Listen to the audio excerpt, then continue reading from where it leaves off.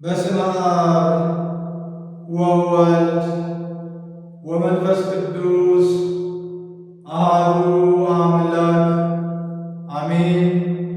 ክርስቶስ ተንሥአ እሙታን በዐቢይ ኃይል ወሥልጣን አሰሮ ለሰይጣን አግዓዞ ለአዳም ሰላም እምይእዜሰ ኮነ ፍስሐ ወሰላም።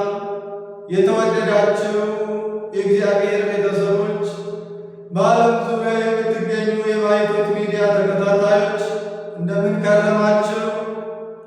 ልዑለ ባሕርይ እግዚአብሔር አምላካችን ስሙ ዛሬም ዘወትርም የተመሰገነ ይሁን። የእናታችን የቅድስተ ቅዱሳን የድንግል ማርያም የቅዱሳን ባለሟል አገልጋዮቹ ሁሉ ስም በሁላችንም አንደበት የከበረ የተመሰገነ ይሁን። እንደ እግዚአብሔር አምላካችን ቅዱስ ፈቃድ የምንማማርበት የትምህርታችን ርዕስ በጎቼን ጠብቅ የሚል ይሆናል። የዮሐንስ ወንጌል ምዕራፍ 21 ከቁጥር 15 እስከ 17 ባለው እንማማራለን። ይህንን ትእዛዝ የሰጠ ጌታችን አምላካችን መድኃኒታችን ኢየሱስ ክርስቶስ ነው። ትእዛዙ መመሪያው የተሰጠው ለሐዋርያው ቅዱስ ጴጥሮስ ነው። ይህ ትእዛዝ፣ ይህ መመሪያ የቤተ ክርስቲያን ተልእኮ ነው። የቤተ ክርስቲያን ዓላማዋ ነው። የክርስቶስን በጎች መጠበቅ፣ ማስተማራት፣ መንከባከብ። ጌታችን አምላካችን መድኃኒታችን ኢየሱስ ክርስቶስ ወደዚህ ዓለም መጥቶ በጎቹን ፈልጎ ካገኘ በኋላ እንዲሁ በሜዳ ላይ በትኖ አልሄደም። ከ99 ይልቅ አንዱ የጠፋው በግ አሳስቦት የመጣው ፈልጎም ባገኘ ጊዜ የሚመገበውን ሥጋውን ቆርሶ የሚጠጣውን ደሙን አፍስሶለት ነው ለበጉ እረኛ ሹሞ ጠባቂ አበጅቶ የሄደው። ቤተ ክርስቲያን የበጎች በረት ናት። በጎቹ የሚሰማሩባት፣ በጎቹ የሚያድሩባት፣ የሚኖሩባት፣ ከነጣቂ ተኩላ የሚጠበቁባት፣ ተሰብስቦ በክርስቶስ የሚጠበቁባት፣ የሚመገቡባት፣ እንዳይራቡ ሥጋውን የሚበሉባት፣ እንዳይጠሙ ደሙን የሚጠጡባት፣ እንዳይሞቱ ሕያዋን ሆነው የሚኖሩባት፣ በተኩላ በነጣቂ ተኩላ እንዳይነጠቁ አውሬ እንዳይተናኮላቸው የሚጠበቁባት የበጎች በረት ናት ቤተ ክርስቲያን። ይህችን ቤተ ክርስቲያን ሐዋርያው ቅዱስ ጴጥሮስን እንዲህ ብሎታል ጌታ። ቤተ ክርስቲያንን ባንተ ዓለትነት ላይ እመሰርታለሁ፣ የሲኦል ደጆችም ሊያናውጧት አይችሉም። አንተ ዓለት ነህ፣ በዚህ መሠረት ላይ በዚህ ዓለት ላይ ትመሠረታለች። የመንግሥተ ሰማያት መክፈቻ ቁልፍም እሰጥሃለሁ ብሎ የበጎቹ ጠባቂ፣ የበጎቹ መሪ መንግሥተ ሰማያት እንዲገቡ የሚያበቃ በጥበቃው በመግቦቱ በእረኝነቱ ቅዱስ ጴጥሮስን ነግሮታል። አሁን ከትንሣኤ በኋላ በጥብርያዶስ ባሕር አጠገብ ምሳ ከበሉ በኋላ ጌታችን አምላካችን መድኃኒታችን ኢየሱስ ክርስቶስ ቅዱስ ጴጥሮስን እንዲህ ብሎ ጠየቀው። የዮና ልጅ ስምዖን ጴጥሮስ ሆይ ከእነዚህ ይልቅ አንተ ትወደኛለህን? አለው። ከእነዚህ ይልቅ ማለት ሐዋርያት ጓደኞቹን ከሚወዳቸው ይልቅ ከነሱ አብልጦ ጌታን የወደው እንደሆነ ጠየቀው። አንድም ሐዋርያት ሌሎቹ ከሚወዱኝ ይልቅ አንተ አብልጠህ ትወደኛለህን? አለው። ቅዱስ ጴጥሮስ እንዲህ ብሎ ነው የመለሰው፣ አዎን ጌታ ሆይ እንድወድ አንተ ታውቃለህ። ለእግዚአብሔር እውቀት ምስክር አያስፈልገውም፣ ማስረጃ መስጠት አያስፈልገውም። ያውቃልና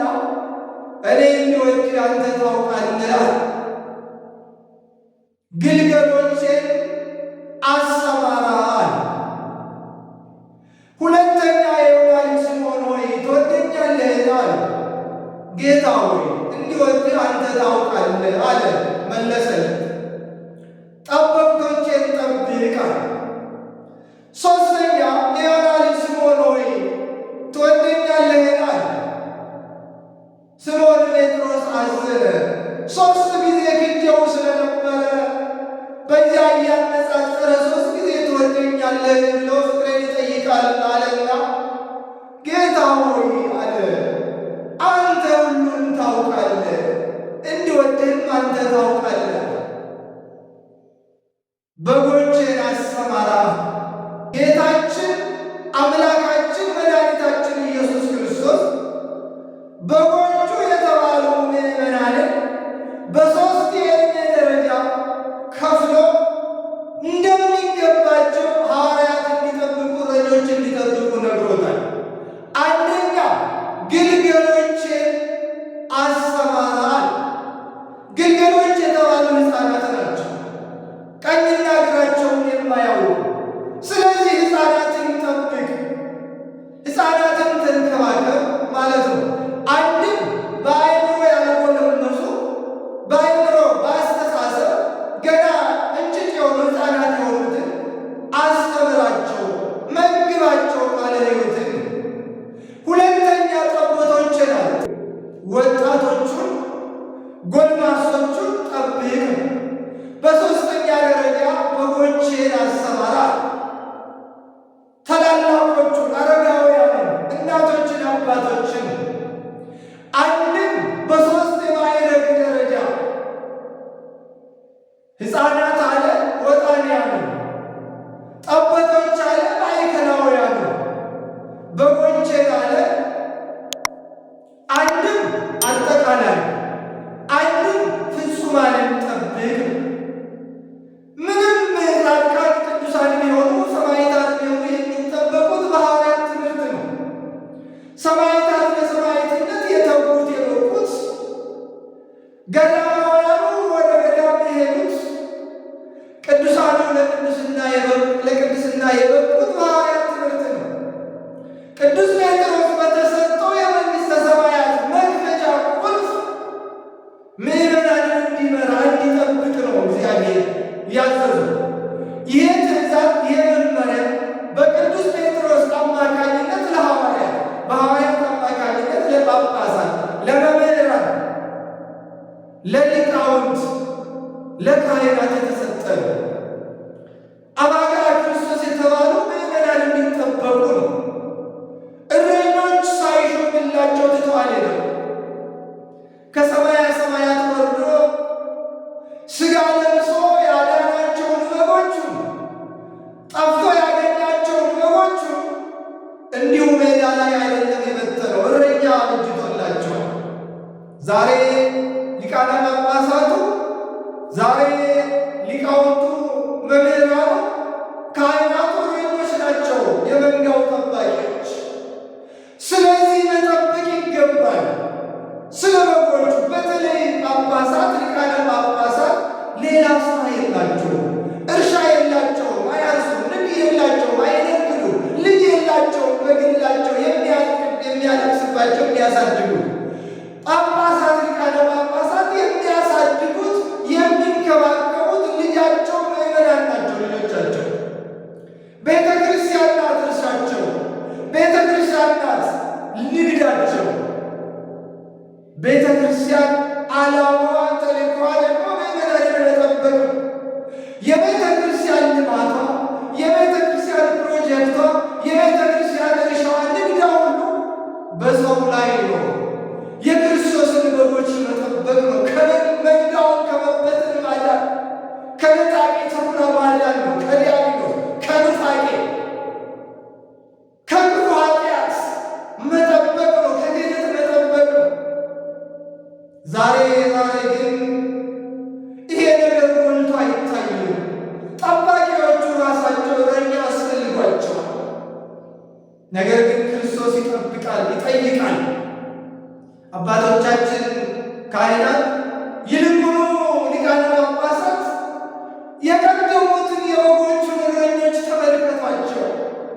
እንዴት የአምላካቸውን ሕግና መመሪያ ተግባራዊ እንዳደረጉ፣ አደራውን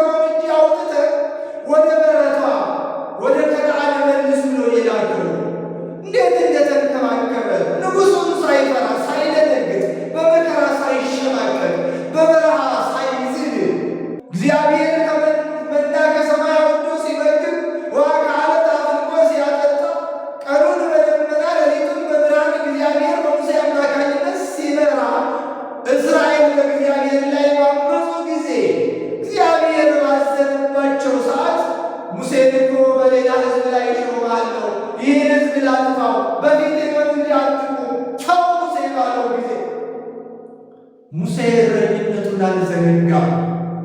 ታማኝ እረኛ ሆኖ ነው የተገኘው። እንዲህ ነው ያለው፣ አምላኬ ይህን መንጋ የምታጠፋ ከሆነ እኔን በሌላ ሕዝብ ላይ እንድትሾመኝ አልሻም። መንጋውን ተው፣ እኔን ግን ከጻፍከኝ ከሕይወት መዝገብ ደምስሰኝ። የእረኛው ባህሉ ወጉ እውነተኛ እረኛ እንዲህ ነው። ለመንጋው የሚራራ ስለ በጎቹ የሚገደው እኔን ደምስሰኝ፣ ከጻፍከው ሕይወት መዝገብ ደምስሰኝ። የዛሬዎቹ እረኞች እኮ በጎቹን ከተጻፉበት ሕይወት መዝገብ እየደመሰሱ ነው። ከቤተ ክርስቲያን እያባረሩ ነው ያሉት። ከበረታቸው እያስወጡ ነው ያሉት። ደምስሰኝ ነው ያሉት። እንዲህ ነው ስለ በጎቹ ተላልፎ መሰጠት ያስፈልጋል። ከክርስቶስ የተማርነው ይህንን ነው።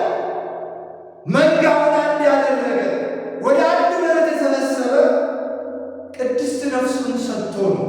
ስለ በጎቹ ሞቶ ነው። ሥጋውን ቆርሶ ነው የመገቡ። ደሙን አፍስሶ ነው የመገባቸው በጎቹ።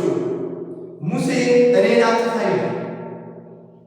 የዛሬዎቹ እረኞች፣ የዛሬዎቹ ጳጳሳት፣ ካህናት፣ መምህራን ራሳችሁ ነው መዝኑ። ከሙሴ ጋር መሪ እንዲህ ነው።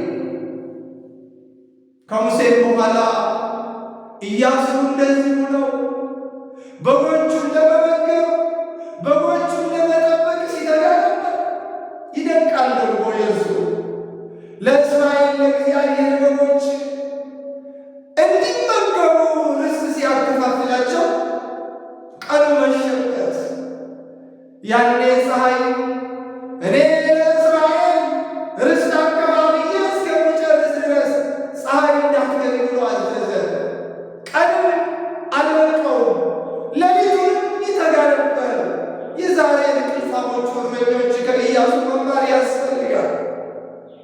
ኢያሱ ብቻ አይደለም፣ በእኛም ሀገር ኢትዮጵያዊው ጻድቅ አቡነ ዜና ማርቆስ በጎቹን ለመመገብ በመሸበት ጊዜ ፀሐይ አቁሟል። እንዲህ አድርጎ ነው የመገቡት። ወደ ዘመናችን ደግሞ እንምጣ እስቲ። ቅዱሳን አባቶቻችን ሊቃነ ጳጳሳቱ በጣሊያን ወረራ ዘመን አቡነ ጴጥሮስ ሰማዕቱ ስለ በጎቹ በመትረየስ ተደበደቡ። ስለ መንጋው ግንባራቸውን ለጥይት ሰጡ። አቡነ ሚካኤል ስለ መንጋው ሁለቱ ብፁዓን አባቶቻችን እውነተኞቹ እረኞች ምድር እንኳን ለጠላት ለተኩላ እንዳትገዛ ገዝተው በጎቹ ከማለቃቸው በፊት ስለ በጎቻቸው ግንባራቸውን ለጠላት መትረየስ ሰጥተዋል። ወዴት ነው ያላችሁት የዛሬዎቹ ሊቃነ ጳጳሳት? ከወዴት ናችሁ? ከነቢያት እንዳንላችሁ ሙሴን አልመሰላችሁ። ከመሳፍንት እንዳንላችሁ አልመሰላቻችሁ። ከነገሥታት እንዳንላችሁ ዳዊትን አትመስሉትም። ከወዴት ናችሁ? ከቅዱሳን ከጻድቃን እንዳንላችሁ ዜና ማርቆስን አልመሰላችሁ። ከሊቃነ ጳጳሳቱም እንዳንላችሁ ጴጥሮስን አትመስሉትም። ሚካኤልን አልመሰላችሁትም። ብፁዓን አባቶቻችን ከወዴት ነው መደባችሁ? ከየት ልመድባችሁ? እረኝነታችሁ የታለ? እናንተ እኮ በክርስቶስ ደም የተዋጁትን ምዕመናንን ደም አፈሰሳችሁ፣ ከበረቱ አሳደዳችሁ። በምዕመናን ደም ላይ ቆማችሁ ተሻሻሉ።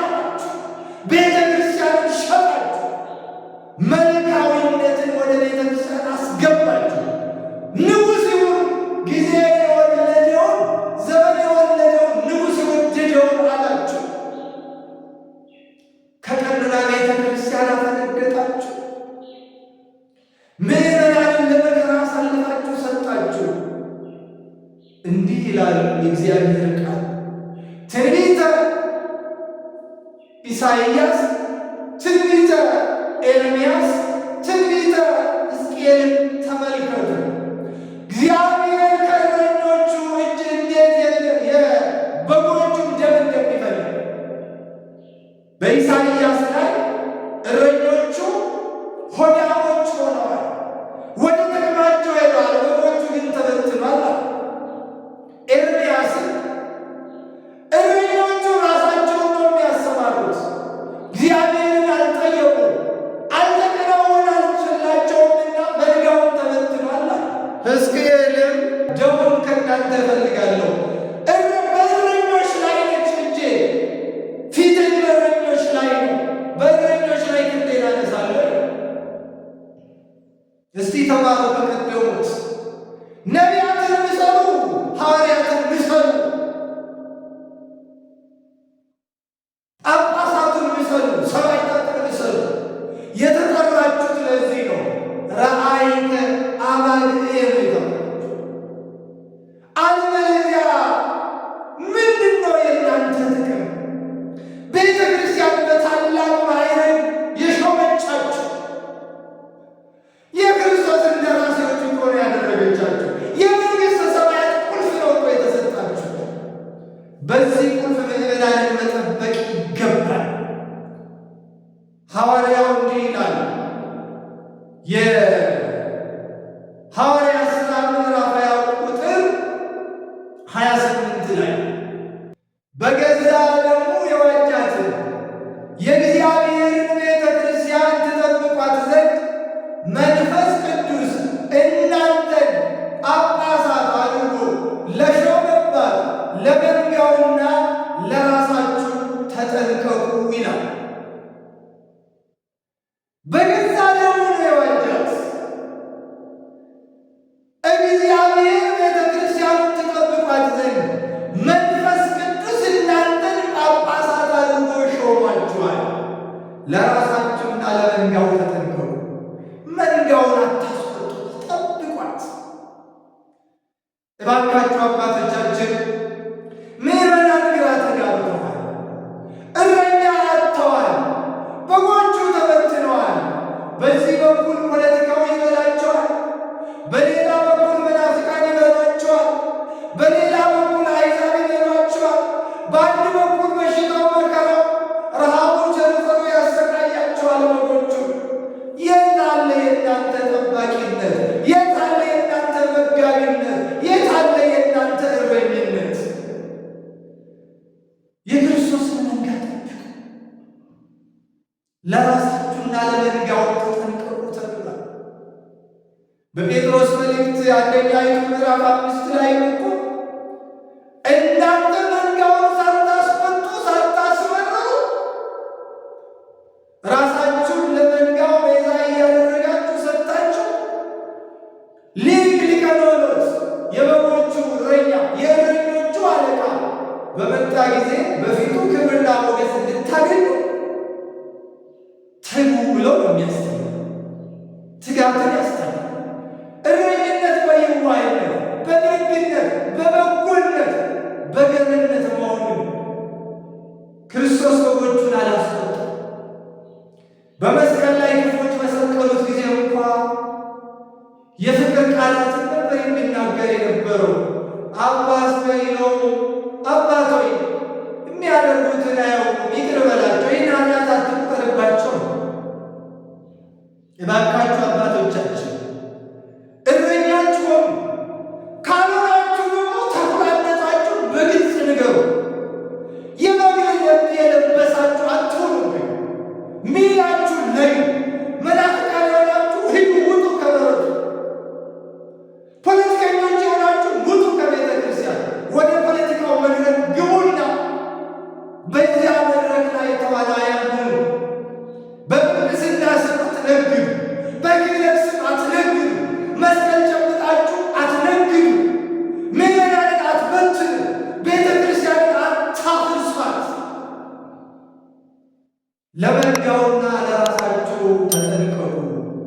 ክርስቶስ ልቡና ይስጠን። ይቆየን።